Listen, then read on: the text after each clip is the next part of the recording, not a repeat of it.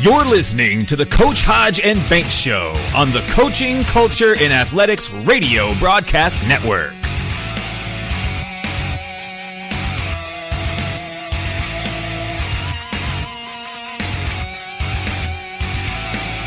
Sit back and enjoy the show.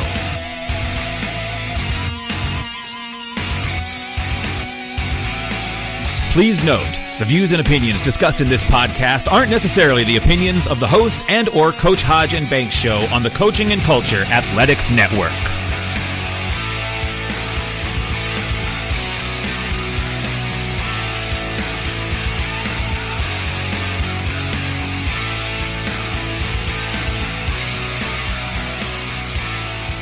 All right, I want to welcome everybody to, I think this is like episode 8 of Coaching, Culture, and Athletics. Tonight is Coach's Corner. We are running live simulcast on our Spreaker account that'll go live on iTunes and all those facets, as well as on Facebook tonight. So we're going live. If we have any technical glitches, we apologize, but be sure to share and follow the link and all that sort of stuff. Tonight, Coach's Culture, it's a little bit different. Coach's Corner. We have myself, Coach Swanson, and Coach Bryant. Guys, let's share just a little bit about each other. Kind of what's in store for CCA and this, that, and the other, and we'll get to rolling that way. Yeah, that sounds good.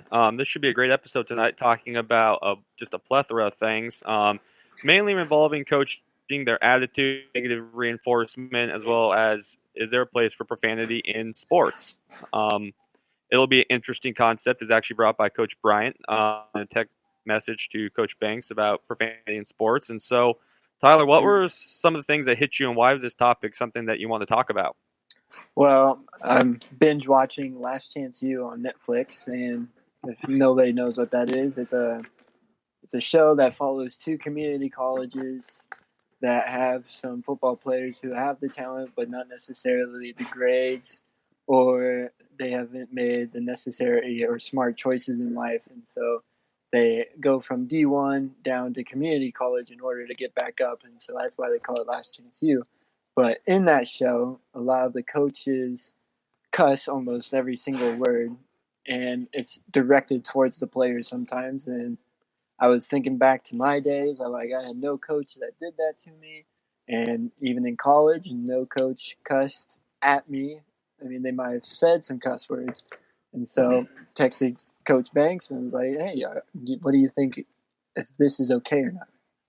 You know, I look at the use of profanity and this, that, and the other, and we had the opportunity to sit back and kind of discuss, profanity, whether or not we've ever used it.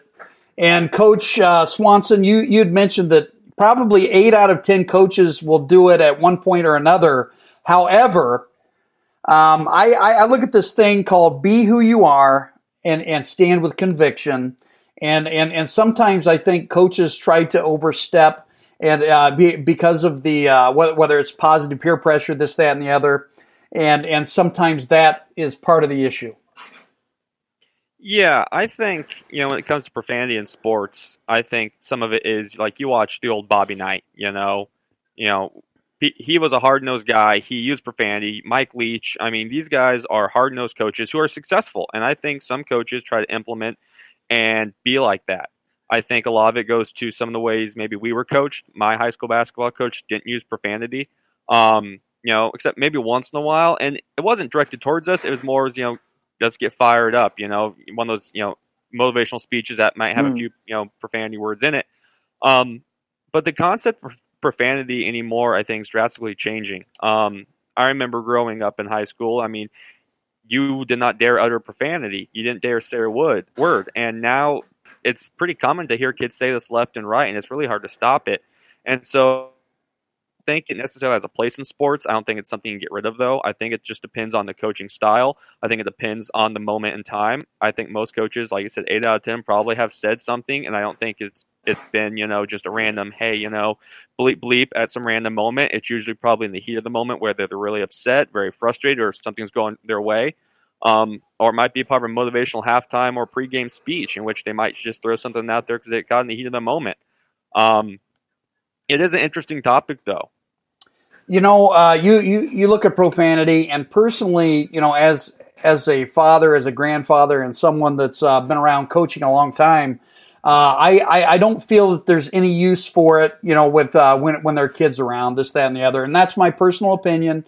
But it has shifted. I can remember back, 15 years ago, when I was, I had a student athlete, throw out an F-bomb, and I reprimanded him in the old school way, and he says, now, wait a minute, coach. You just cussed a couple seconds ago, and that made me think, hey, you know what? That's got to be a non-negotiable for me, is to try extremely hard. Now, none of us are perfect. Okay, I'm not going to blow smoke and this, that, and the other. So none of us are perfect, but we just have to be more mindful of it. That's a good point. I mean, sometimes coaches do use that to motivate kids. So I do believe there's a right time to cuss every now and then. But if you're doing it towards a player, especially, or even a coach, I don't think it's needed. I think it's disrespectful, and it destroys culture. I mean, that's not what we're trying to do around here. Yeah, Bill Meserol, former principal of mine. I remember him making this comment. I can't remember exactly when he made this, but he says, you know what? As a coach, as a teacher, you should you're kind of in that public eye, and everything coming out of your mouth, you better be able to say it around your mother. Yep, I would agree. I think that's a great comment. I think it's a great quote. Nowadays, I think it's becoming more publicly, acceptable to use profanity. You look at movies anymore. I think that's where it kind of gets started. There are movies. I just saw one the other day. It's a preview for a movie called Good Boys. It's about, looks like junior hires, and they're dropping profanity left and right in it. In the trailers, and I guarantee the movie's going to be way worse. And so, I think as a culture, we're becoming desensitized to it. The fact that it's words, that they're just words. They don't mean anything, but at the end of the day, what they do? It shows intelligence. It shows all these other things. If you have to use profanity to get a point across, you probably need to, broaden your vocabulary a little bit. It's not something that's going to make you sound more intelligent. But as a coach, I'm guilty of it. I've said words, a couple of profanity, here or there. I think we're all guilty of it. But I believe better, and when we hold our kids accountable to that, as adults, I think we are a little better at self-monitoring when we do and do not use profanity. Kids don't know how to. It slips out a lot more times than they probably even know. And so holding them to that standard of, I have said it, I can admit that, but I can also monitor it. I can also control it. I have a filter, unlike kids nowadays who don't. It's something that I'm bringing up in my book. It's called the Mad Culture President in Athletics. I know Coach Swanson's taking a peek at that.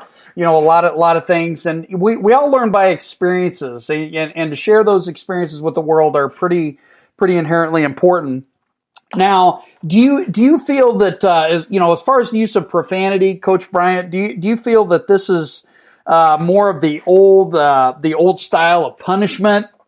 Old school. I mean, where do you think that fits in? That's a good question. So honestly, I think us coaches need to be not hypocritical about it first. So if we don't want our kids to cuss, we should probably do our best to stay away from that as well. I mean, like everyone said, nobody's perfect, so we'll slip here and there, but we do need to substitute some of those words. So you just find those goofy words, like it might be funny, but it keeps you from doing it. But in order to punish these kids, I don't think we necessarily have to make them run for it, but we do need to make them aware. So if they do say it, you got to bring them over to you and say, hey, you know what you said? That's not acceptable here. What's a better way to say it?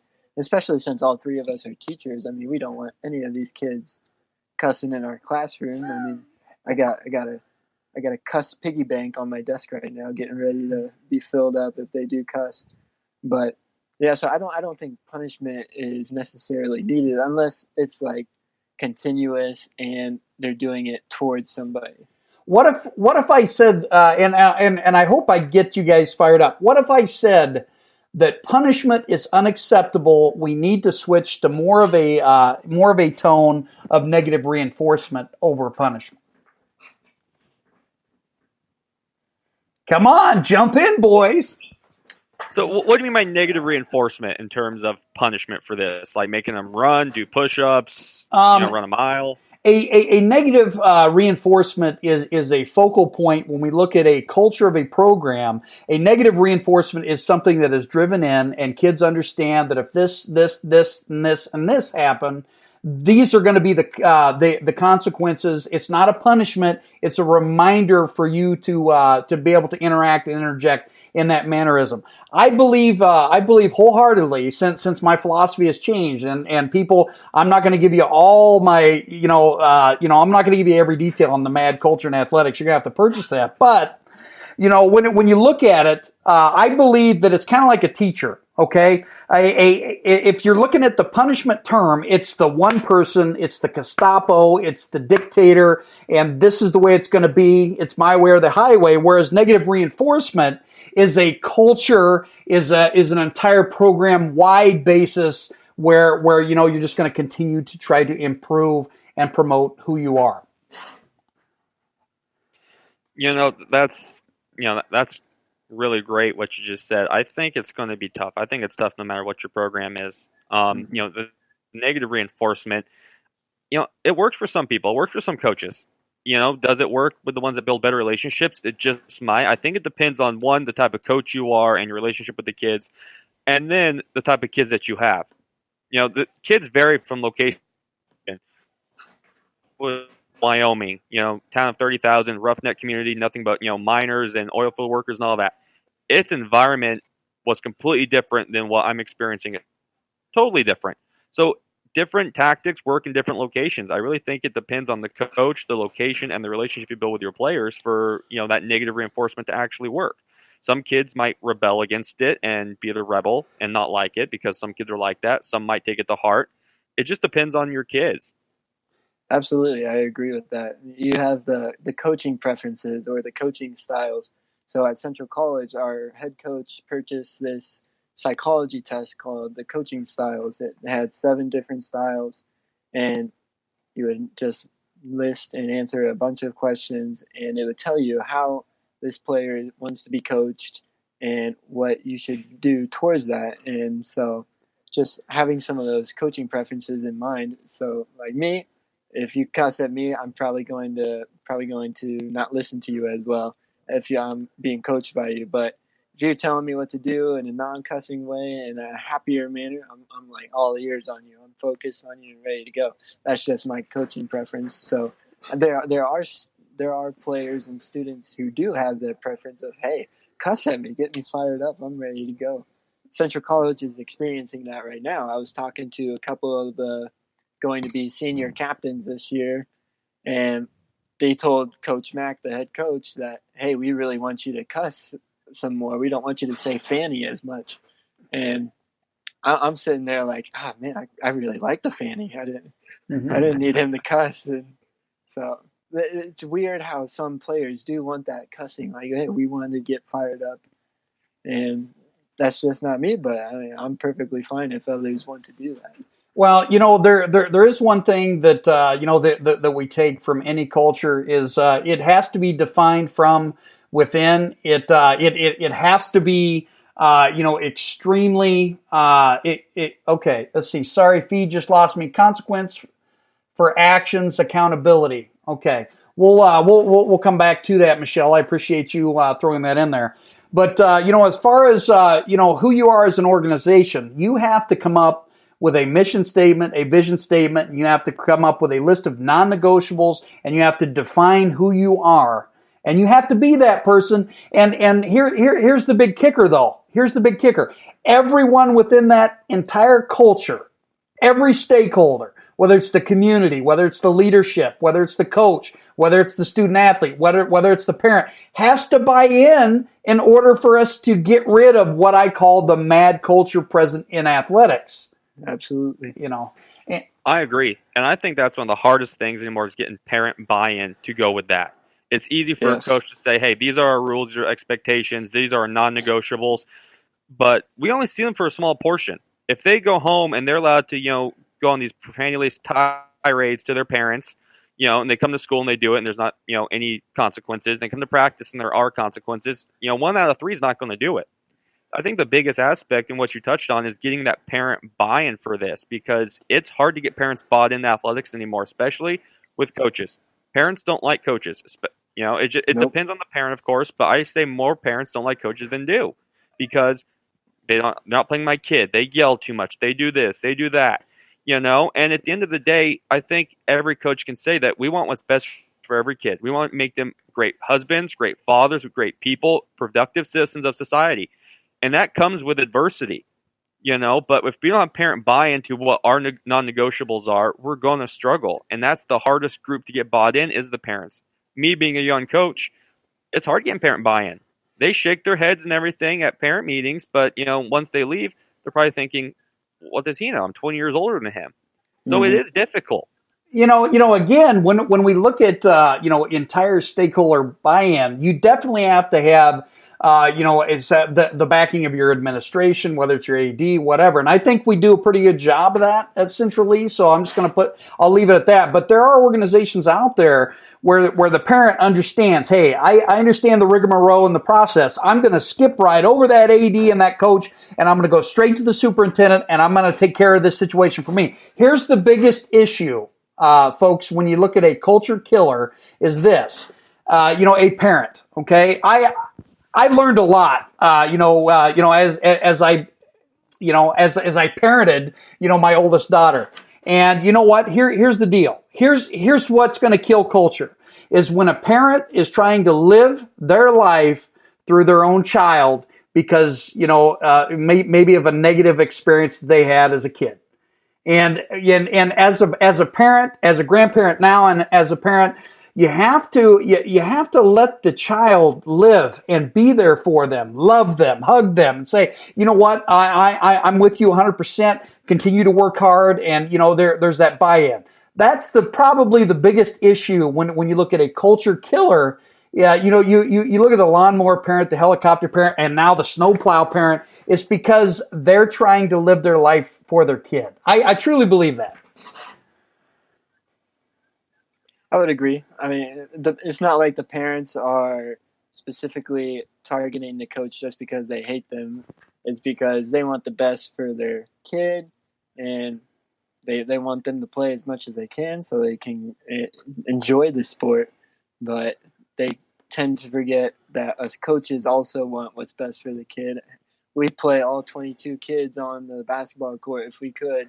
Yeah. But, I mean, our job is to put the best players out there and the ones that we can trust the most. And sometimes that's a shorter list, and there's only so many minutes in a basketball or football game, and not everyone can play. And so you got to take that. Just don't take it to heart. You got to say, okay, I got to get better in order to reach those starting positions or the longer playing time minutes. I'll let you go because I know Coach Swanson, you have something interesting you're going to share. Coach Doherty from Fort Madison's joined us. He's given us the big strong up, and Michelle's joined us. She says growth comes from learning from mistakes and failing too, and I totally agree. Now, this question is more along the lines of Coach Swanson, head coach, could be Coach Doherty. And by the way, if you have any questions, be sure to type them in on Spreaker or type them in on Facebook. And we're going to be highly interactive in this program. Coach Swanson, as the leader of your program, okay, you understand your realms, where you're at, okay. Would you say that that you have to have a solid bond and a trust within your coaching staff that's going to be able to handle some of those issues that are going to percolate this, that, and the other with a parent? Because at the end of the day, your focus is, hey, I have to make this culture the very best that it can be. I have to make this program the very best it can be. The last thing that you're gonna have that trust to be able to take care of some of those issues within. And that's why I say, man, you got to have your non-negotiables, you got to have your rules, your regulations, all whatever, who you are, and everybody's got to have buy-in, because if everybody does not have buy-in, that culture is doomed to fail. I agree with you. Mm-hmm. I think every head coach is as good as his coaching staff. I think that's 100% true. It doesn't matter what the sport is. Every head coach is as good as his staff. It's great to bounce ideas off each other, but the assistant coaches are there to help take some of the burden off, whether it's parents, program building, whatever it may be. And so making sure you have a good staff that's willing to, step up after, a tough win or a loss when you have an angry parent coming towards you is needed. Because after a tough loss, the head coach who's processing it, who's frustrated, right away he doesn't want to have a parent come and approach and yell at him for whatever the case may be. So it's nice to have that assistant coach who kind of goes out there and is that barrier. It's always nice to have that. And I'm going to go back to kind of what Tyler was talking about. We have such a hard role as coaches. Doesn't matter if it's head coach, assistant coach, volunteer. It's a thankless job.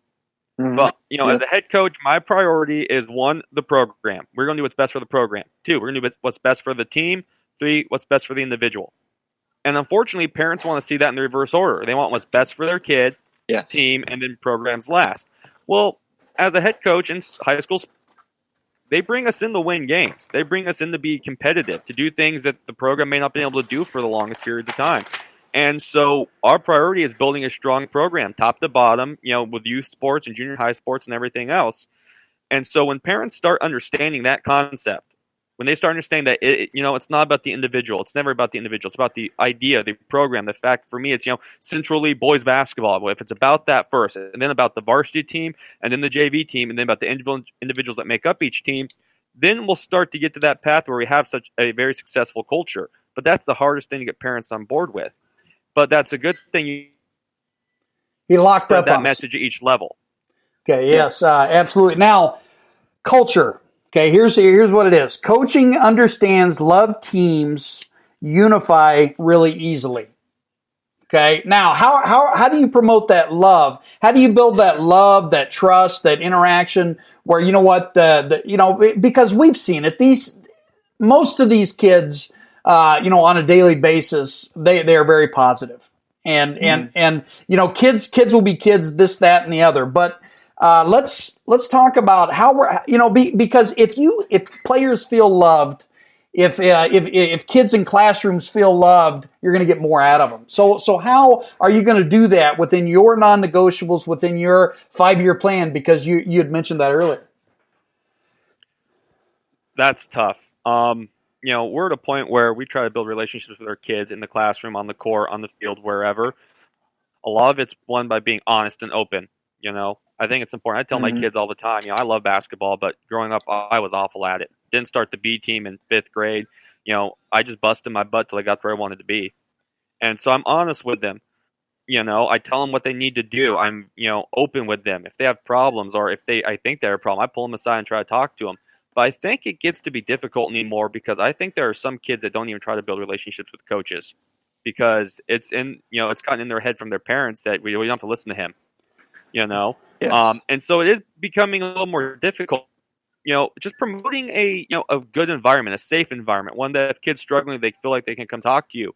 I take my practices seriously. I can be very intense. You can hear me yelling in the gym, but you can also hear me laughing too. You can hear me joking around with the players. That's one thing I pride myself on is I can be heated 1 minute and then 2 minutes later or 30 seconds later, I'm laughing and joking with the same kids I was just kind of heated with, It's just one of those things that you have to build that trust with the kids. You have to just let them know that, this is a game, but no matter what happens, I'm always here for you from the moment you step on as a freshman to the moment you leave. And even after, if you need help with anything, I'm here to help you. And, eventually kids will understand that. They always say a coach doesn't know its true impact or a teacher doesn't know its true impact till 10, 15 years down the road. And I truly believe that's accurate. Yeah, absolutely. Now I'm here to tell you that if you utilize this 5-step plan, every culture would be successful. You ready for it? Yeah, let's hear it. Okay. Prepare, evaluate, plan, implement, and assess. Now, I know that I don't have love in there and trust and, nurture and anything like that, but if you prepare, you evaluate, you plan, you implement, and you assess, you're gonna be successful. I just don't care, what anybody says. You're gonna be successful. Now, what are your what are your main non-negotiables that you're going to utilize this year coming in, whether it's in your classroom or whether it's on the field of competition? Well, one of them is attitude. Attitude takes you so far. Make sure you guys come in with a positive attitude, or just an attitude that's going to help you be productive. Moments, and I think everyone can agree that there are moments, especially say on the court, where you might have a bad attitude, but it fuels you in a different way. Effort, that's a non-negotiable. I will never understand ever at any point why someone would ever do anything at 50%. Yes. Whether it's, reading a book at 50%, mowing the lawn at 50%, cutting a tree at 50%, or playing basketball at 50%. Why would you ever do that? It will never make sense to me. A podcast at 30%, right? Exactly. Okay, yeah. It doesn't make sense. Why would you ever do anything at 30, 40, 50%? Go all out. Go all out. Yes. Bring your best effort. Bring your best attitude.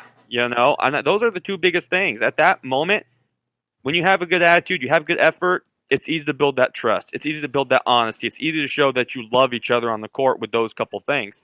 And so there are a bunch of non-negotiables that every one of us can talk about. But for me, it's just the attitude and the effort. Those things go such a long way in building success and being a successful team, successful individual in anything you do. Doesn't matter what your God-given ability is. If you have attitude and effort and they're going in the right direction, you're going to get places. Tyler, I'm gonna dig into you a little bit because number one, you're a first year teacher. You have coached, which so you have that background. But now when you look at non-negotiables at good programs like Central, or even as we were starting to improve, in football and different sports at your senior year, what were the non-negotiables that, looking back on, that that's what pushed us towards a progression to be better?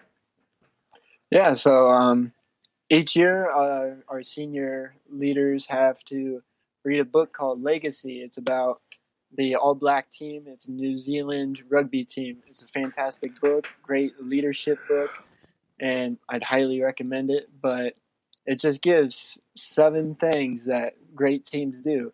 And just like Coach Swanson was saying, effort and attitude are 2 of the biggest things.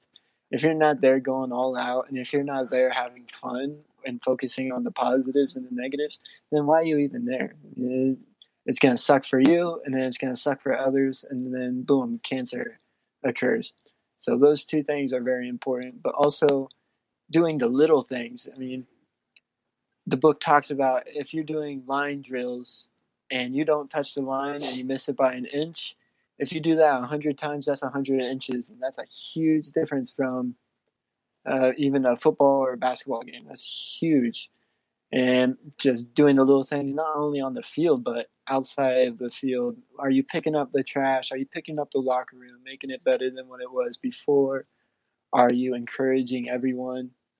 And are you doing that time commitment of looking at the playbook, looking at film, thinking of ways, taking those mental reps of how can I get better? So those are the major things. And another one, I would just say, be a team player. I mean, it's the Central Lee Hawks. It's not the Tyler Bryant Hawks. The school and the team go before the individual. And if you have 11 individuals playing as a team, then you're doing great. If you have a team with 11 individuals, then you're not going to win any games. I know the exact person that gave you that speech. I bet you probably do. Yeah. Anyway, it's one of the it's just one of those things. Now, back to this. Now, what about positive reinforcement, guys? Do you believe in it? Do you? Now, I know you believe in it. I've seen you utilize it. Do you think there's a lot of coaches out there, or a lot of different communities that think that, this is just a buzzword. This is going to be, whatever. I think it's difficult. I think it depends on the person. I think more people would say negative reinforcement does just as good. Bobby and I wrote a book on it, the power of negative thinking, power of negative reinforcement, something like that. So apparently the opposite people believe true, but I believe, psychologically we are programmed to accept rewards. We like getting rewards, and so if we were to do something and we keep getting praise or reward for it, we're going to keep doing it eventually because we want that reward. We want that type of, gratification. And so I think the whole idea of positive reinforcement is great, but I also believe it gets overused. The fact that things that kids should do on a daily basis or adults should do on a daily basis that they shouldn't, that are just polite, mannerous, easy concepts, people just say, oh, well, you should get rewarded for that. No. Okay, you should get rewarded for things that are difficult, that are challenging, that, maybe it's overcoming some sort of adversity. Yeah, you should get rewarded for that. But by, basically picking up the trash, holding the door, open for someone, something simple like that, you shouldn't be positively rewarded for that because it's just a simple norm that you should do every single day. And I think that's where people start having this disconnect between, well, what to reward? Is it everything or is it just certain things? And I think it needs to be certain things or else it loses its meaning. Now, absolutely. Tyler, I'll let you chime in on that one in just a second. Now, the thing where coaching culture and athletics is going to be a little bit different is when we look at who we are, what's going to define us. I personally believe in Bandura's self-efficacy tool. Okay, and with that, folks, you're building a culture where student athletes are going to want to do good. They're going to want to be able to build the culture. They're going to want to be able to to have that continuous improvement process. And that's truly what it's all about. Now, I believe personally that both positive and negative reinforcement should be utilized in a program as far as the culture. Okay, so there'll be people out there that'll say, "Oh, you're backtracking." We're not. Tyler, I'll let you jump in because I know that you were ready. Yeah, I completely agree. There's a right time to be positive reinforcements, and then there's also a bad time to do positive reinforcements. If your kid is busting his butt all the time and he makes a mistake, you can be like, okay, good job. This is what you should have done, and this is how you can get better. That's positive encouragement, and you're telling them how to improve. You're not yelling at them, but if you're a team that just lost 63-0, positive enforcement should be nowhere close. That should be in the other locker room. And so that's when you guys say, you can't be those, okay, sweeties, good job. We almost had a point here, and let's go into next week. No, that's when negative reinforcement says, all right, let's cut the crap. We got to play a lot better. We got to do what we came here to do. And giving up full effort in order to do that. And so there is a right time, because if you're positive all the time, then it does lose its meaning, like Coach Swanson said. If you just lost the final touchdown, you say, hey, it's all right. You'll get it next time. There's not going to be a next time. You just lost the only game there. Well, and so the players are going to be like, that's exactly what they're going to be thinking. Yeah. Now I'm jumping in there. So You can be positive using the negative reinforcement tool, though. That's the big difference. When you look at past experiences when coaches were more into that punishment mode or whatever. What they would do is they would bench you at halftime. They would clear the bench. And they would get really pounded, defeated. Mm-hmm. These are the guys that break their clipboards, that use profanity, that throw expo markers and they hit assistant coaches. There's a big difference between that type of punishment and negative reinforcement. I think that's important to share with the audience. Yes. Yeah, what you described is complete lunacy. It's insane. It's got no place in sports. But there's a difference, and I think we're leaning more towards having that equal balance. I think good programs have that equal balance. Mm-hmm. But I know there are programs where what you said goes on, and that's complete lunacy. That's not okay. It's not even a safe environment for kids if you have a coach acting like that.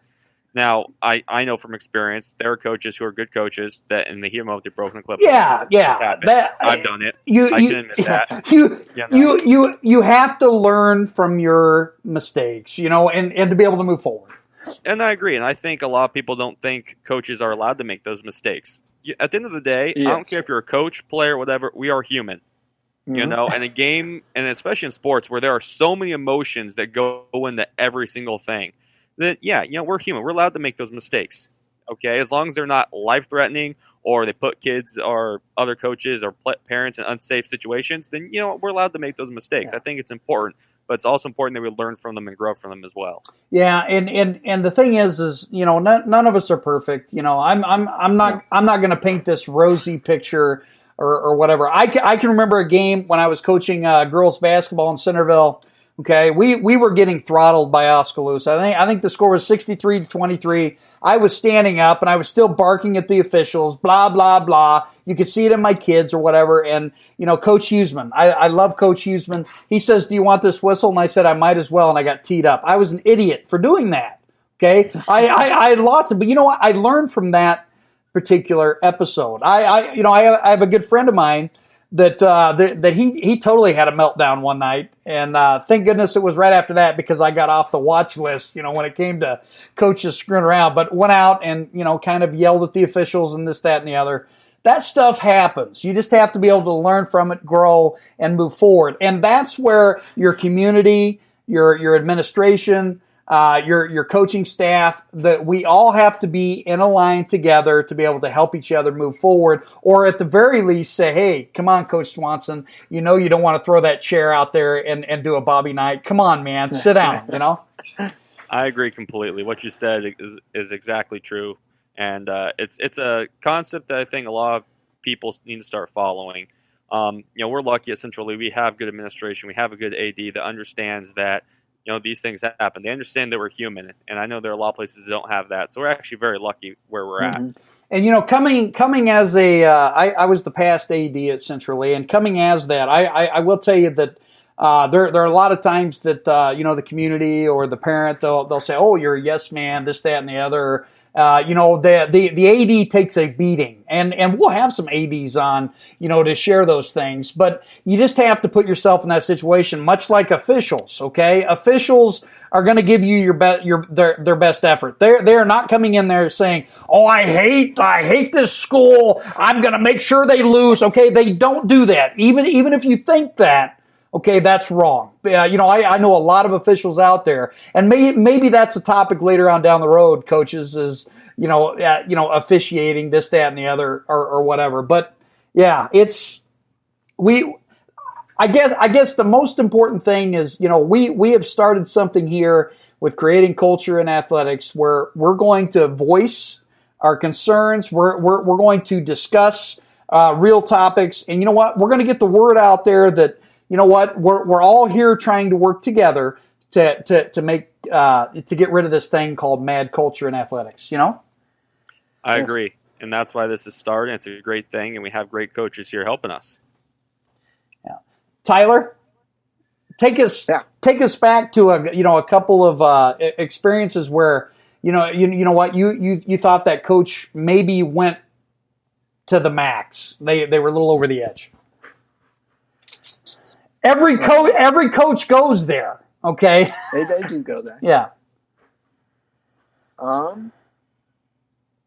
would say there was a time where we were playing against Cardinal in basketball, and it seemed like the refs were going against us. We won't say any names either. You know, that's no. Yeah. And so we thought the refs were going against us. I mean, it was 8 versus 5, it seemed like, but I was a senior. No, I was a junior at the time, and I had 4 fouls going into the fourth quarter, and I ended up getting a technical foul because I might have said something probably that I'm probably not very happy about, but I did get a technical for it, and we did have a coach who went straight up to the ref's face, and as a player, I was like, "Okay, thank you for defending me. I appreciate it." But then he got a technical too, so we were both sitting the bench and we were restricted, and I was out of the game, and it was a rough time. And then afterwards, the tensions are still hot, and so that, towards the player and the coach, they're both heated, and we kind of do that search for the refs, like, all right, where they at? We cuss them out. And little Tyler Bryant, he's probably not going to do anything except say, hey, good game, refs. But in his head, man, he's evil. But it's just things like that. It's the heat of the moment. It's nothing against who that coach or who I was at the time. We're competitors. Sometimes that competitive edge gets a little extreme, and we go over the edge, which is a human thing to do. Absolutely. Now we're getting down to the nitty gritty, if you believe it or not. There's 4 minutes and 30 seconds over on the Spreaker land, and I do want to make sure that everyone knows. Central Lee is playing tomorrow night at 6 p.m. They're going to be finishing up their game against Davis County, and if they're up 4-1, so if they win that ball game, they'll turn around and play Tuesday night for the chance to go to state against a pretty good Welton team. Centerville, Coach Hodge. Okay, Coach Hodge is I'm sure he'll watch it, and there's Centerville people over there. Tomorrow night they play Grinnell in the district final, and then I think they turn around and play either Wednesday or Thursday for their chance to go to state as well. So I want to give special shout outs to the Central Lee Hawks, the Centerville Big Reds, all surrounding community members that are battling their way to go to state. We appreciate you guys, and I want to give them a special shout out. Also, before Spreaker ends, next week you get 2 for the road. Okay, so at 8:00 next week. Okay, I'm going to have Coach Garrison Carter on. That's going to be extremely exciting. And then at 9:00 I have a special guest. Be sure you check that out. Follow us on Twitter. It's at CCA Culture. Follow us on Facebook, Coaching Culture and Athletics. If you like what we've done tonight, be sure to give us a thumbs up. If you want to shoot us an email, and I probably better put the email up there just in case someone would want to email us. You can email us at coachingcultureandathletics@gmail.com, and we'll get back to you this, that, and the other. But guys, we got about 2 minutes and 50 seconds. Let's do a final thought, final shout out, final whatever here on our first Coaching Corner show. Yeah, it was a great experience. I like this format where we can talk to people. We'd like to get some more coaches involved. I'm also excited for Thursday night, another podcast, having one of my best friends on the show, Robert Harmon out of Utah, AAU coach and assistant coach for a 6A school in Utah. Excited for that, but it was a great show tonight, boys. I enjoyed it. And we'll utilize this format as well. Tyler, last thought, buddy. I would just like to thank all of our listeners and followers. It's because of you guys that we're getting this higher and where we want it to go, but we only want to keep going higher, and we want to give ESPN a run for their money. But I would also say if any of these listeners or followers want to have a specific coach, player, former player, anything, topic, let us know. Send us an email.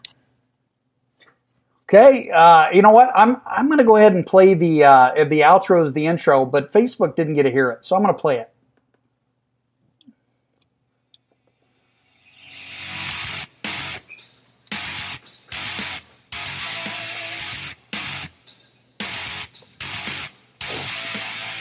You're listening to the Coach Hodge and Banks Show on the Coaching Culture in Athletics Radio Broadcast Network. Sit back and enjoy the show.